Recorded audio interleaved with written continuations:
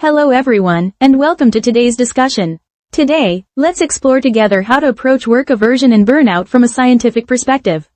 If you've been waking up each morning dreading the thought of going to work, feeling emotionally exhausted before the day even begins, or noticing that work has lost all meaning, I want you to know that you're not alone. What you're experiencing isn't a character flaw or simply being lazy. It's a well-documented psychological and neurobiological phenomenon that researchers now understand at the brain level.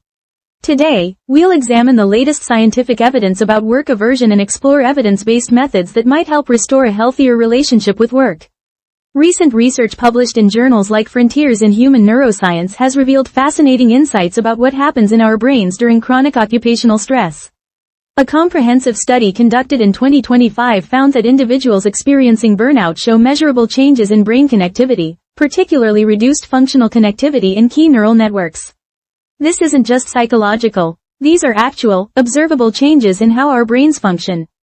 A large-scale analysis involving over 500 participants demonstrated that burnout is strongly associated with cognitive dysfunction.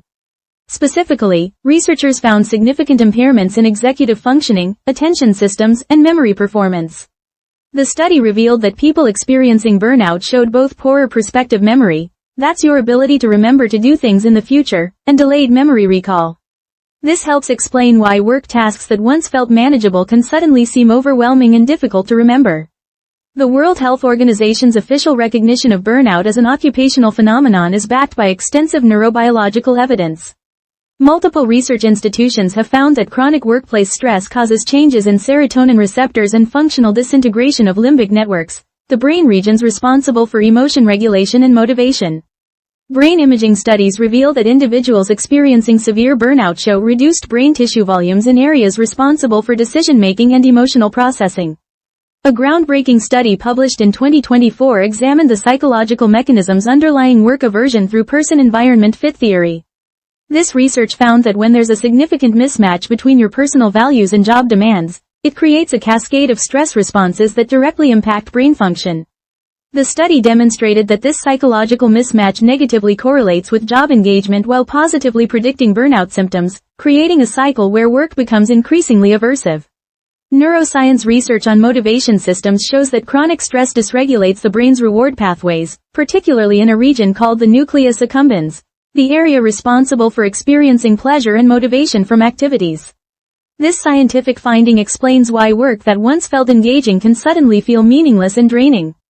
It's not that you've become a different person, your brain's reward system has been affected by prolonged stress.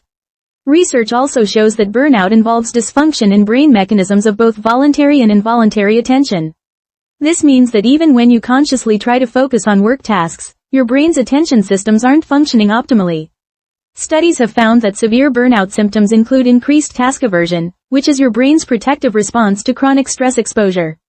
Now let's explore some evidence-based methods that research suggests might help address these neurobiological changes. The first approach is what researchers call neural reset protocols. Based on studies showing that burnout involves reduced functional connectivity, implementing a daily mindfulness practice can specifically target neural network restoration.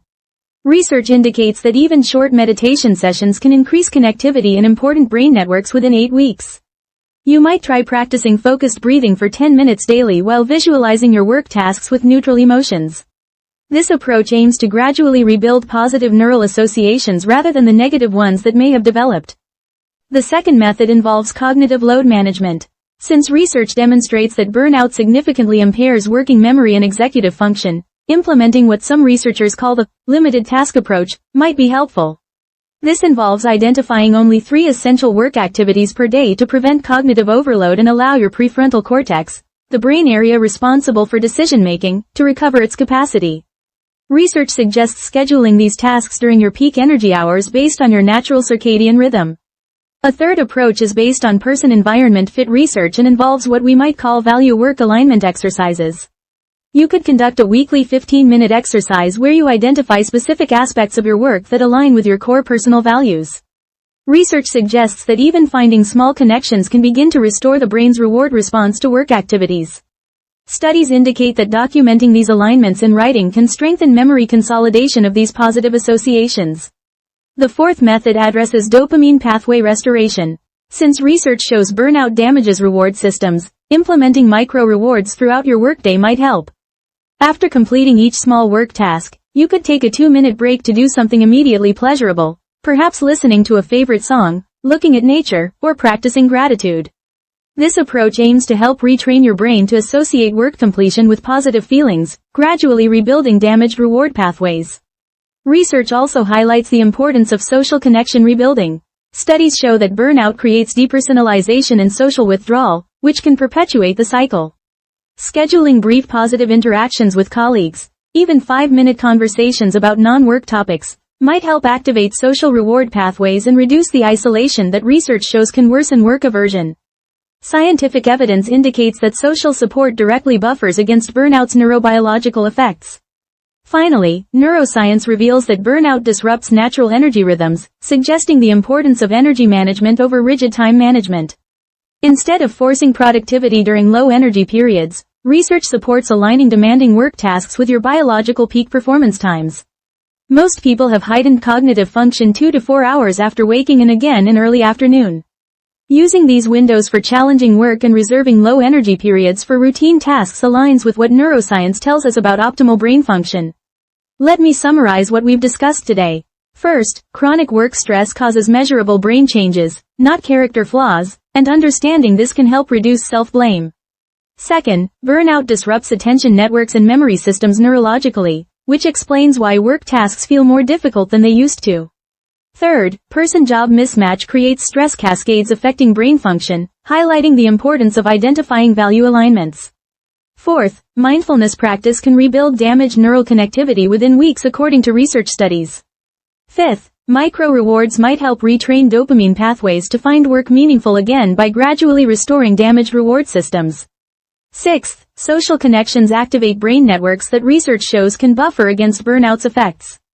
I want to emphasize that your work aversion isn't a personal failing, it's your brain's natural response to chronic stress that current research suggests can be addressed and potentially improved over time.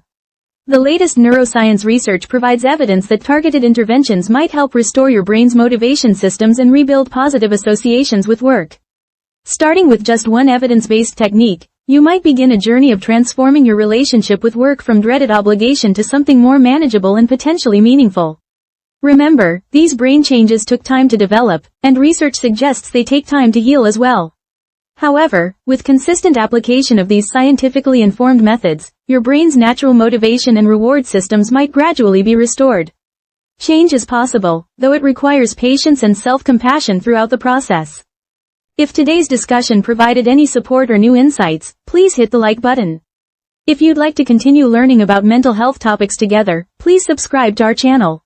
Remember that this information is for educational purposes and isn't a substitute for professional mental health care. If you're experiencing severe symptoms that interfere with your daily functioning, please consider reaching out to a qualified mental health professional.